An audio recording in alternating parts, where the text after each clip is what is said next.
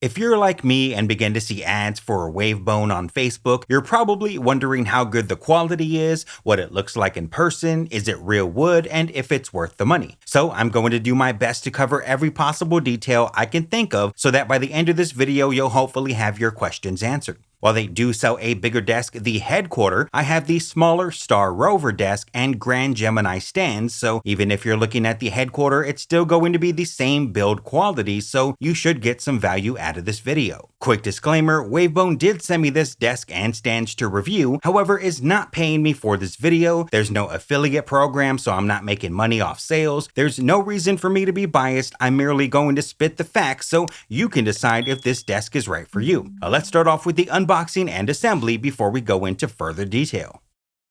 Here's a look at all the boxes you'll receive once delivered. On the far left, we have the cable management tray, then the keyboard shelf, the desk itself, and then on the right, the Grand Gemini monitor stands. Let's start off with the Star Rover desk itself, and we'll go from there. Okay, so here are the contents of the box. If we take a look up closer, we can see we have what's probably the assembly guide, a thanks for purchasing card, all the tools needed for assembly. We have some parts here. I think these are for the actual rack. These three pieces here in the middle. We've got the frame. We've got a couple of metal parts here, which probably help to make up the middle sections. And one thing I do want you to note, if I grab one of these, hopefully I don't knock them all over, is that these are in fact hollow metal tubes. And the wood panels are not actually real wood. I think they're, what is it, MDF, I believe is what it's called. And if you look at the back here, or the underside, it's actually all black. So something to keep in mind if you were expecting a real wood desk. Okay, so the first thing you want to do is to take these two outer metal squares, which are going to make up the outside of the frame, and attach the feet, two on each side. Now, one thing to note is that these are very slick and slippery. They're all metal, so if you're doing it on a floor like I am, they might slide off the wall real easy and fall down. So what I'm going to do is I'm actually going to attach some rubber feet that I have. These don't come with it. These are something I've had from before, but I'm going to attach those rubber feet on the bottom of these feet just to give it a little bit more traction. Okay, so something you'll need to do is, if we look at the guide here on how to assemble, we can see that each piece is marked, labeled with a letter or a number telling you which pieces to use to assemble. However, the actual pieces themselves have no stickers or anything to tell you which letter or number they are. So what you need to do is use this guide here on this page, and this tells you, this identifies them, like it's got an N for this piece, got an M over here. So you're going to have to use this guide to know which piece is which. What I've also done to make it easier is you can see all the screws here. I've used this little guide which tells me which screws are which number and how many, and I basically replicated that right here and put the screws in the exact order and placement as they are here to make it easy. So you'll want to definitely organize everything so that you can make the assembly process much easier. Once everything is organized, it makes it a lot easier to assemble, and we've already done step 2, which is to assemble this square piece here. So let's move on to step 3, and this might be where it gets a little confusing, but I'm going to walk you through it, so don't worry about that. So the first thing I've done is to line up the two outer pieces, and I know I'm going to be using those 4 pieces over there, so it's just a matter of which piece goes where. So let's get that process started. Okay, so using this illustration, we can see that this pole here is on the back side. And if we try to zoom in there, we can see that that one specific pole has 2 small holes right in the center. So I found the pole that, see if I can get that at the right angle, has those 2 holes in the center. So we know that we're going to use that pole on the back here. So let's go ahead and do that. Okay, so we've got that pole attached. You want to make sure that you attach it with the 2 small holes facing outwards. I know it's not focusing there, but you can kind of see them in the blur.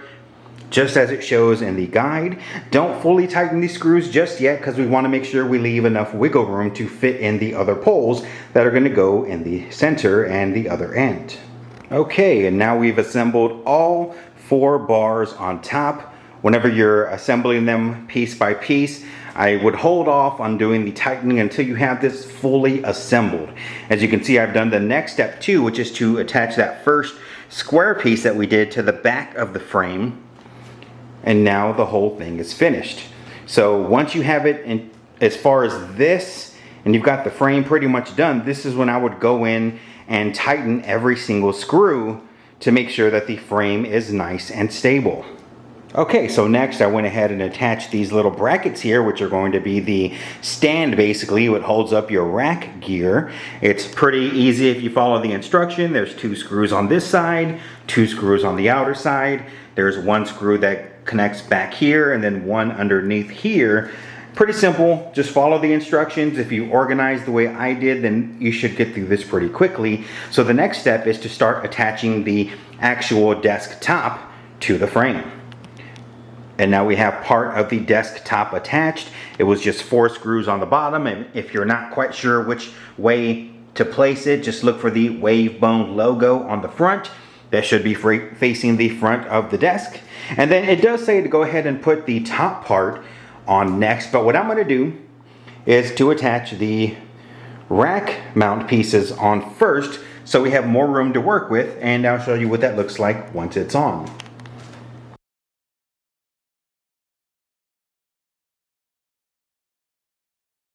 Okay, so now we'll move on to the keyboard shelf.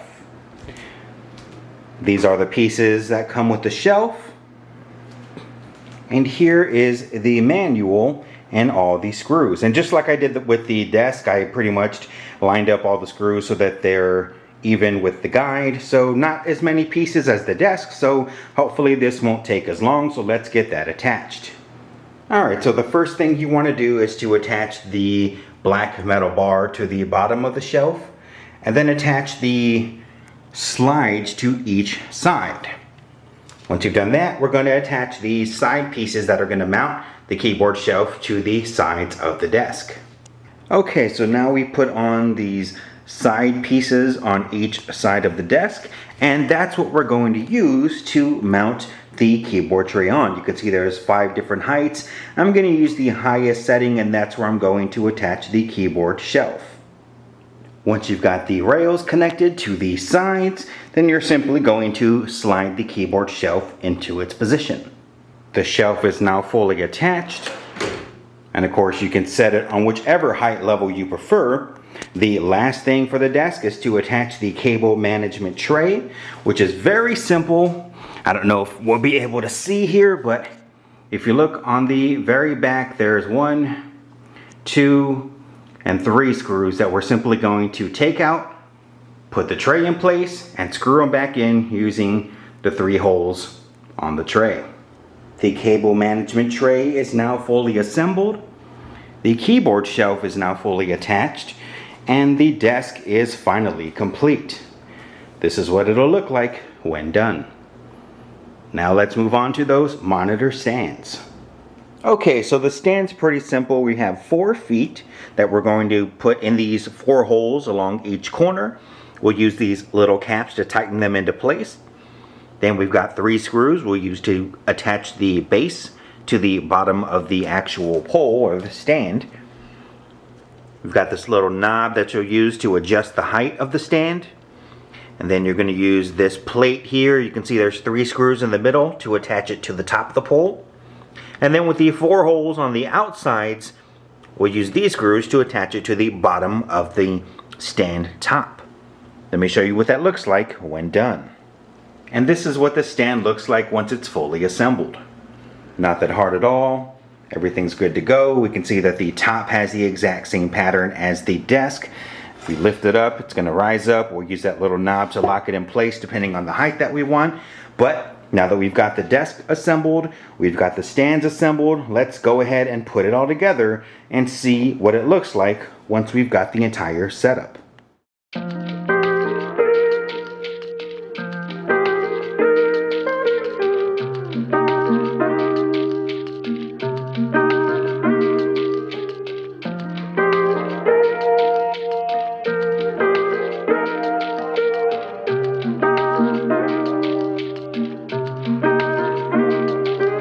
let's talk about these wood surfaces. As shown before, these are not real wood but solid MDF board, but for argument's sake, let's compare them to my real wood black walnut desk. Here's a few looks at my real wood desk.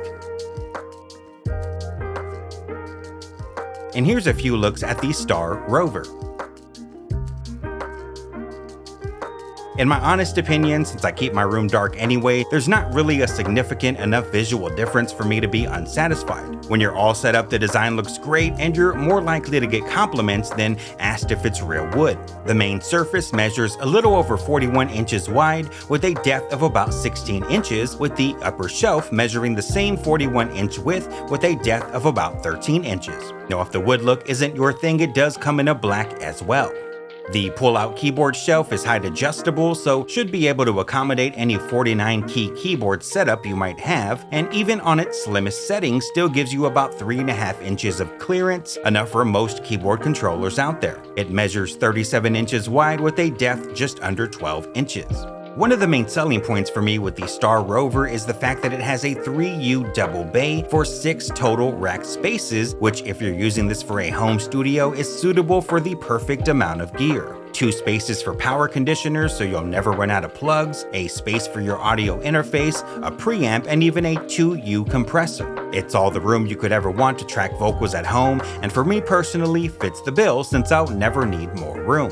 One of the things I mentioned during assembly were the hollow metal tubes that are used to make the frame, and while an individual tube may not seem like the strongest component out there, once the desk is fully assembled, it's sturdy, doesn't wobble, and really feels premium once you've got all your gear in. One thing I noticed on their website is when you check out the Star Rover, the thin metal frame really sticks out, as a main concern was going to be cable management and if you can hide cables well. Looking at this picture on their site, all I really notice here are the cables all over the place, but thankfully they do have a cable management tray add-on, and if you look at my setup, it's super clean. The only cables showing are those going into the wall or to my PC.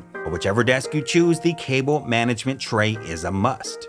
The total depth of the desk is about 32.5 inches. The width is a little over 41 inches. The desk surface sits at 30 inches tall, with the upper tier sitting at 35.5 inches tall.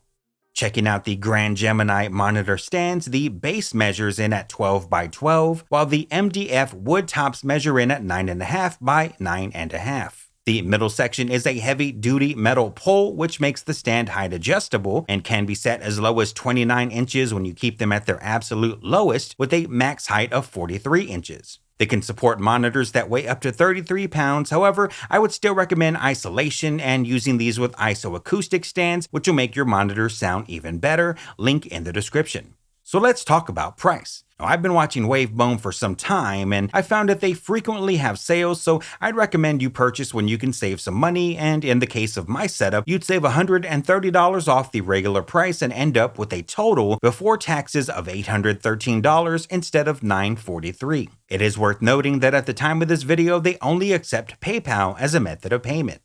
That's the rundown on the Wavebone Star Rover Studio Desk and Grand Gemini stands. If I left something out, feel free to comment and ask away. I tried to cover every detail I could think of, but I am only human. That's going to wrap things up for today, so until next time, thank you for watching, stay tuned, and have a great rest of your day.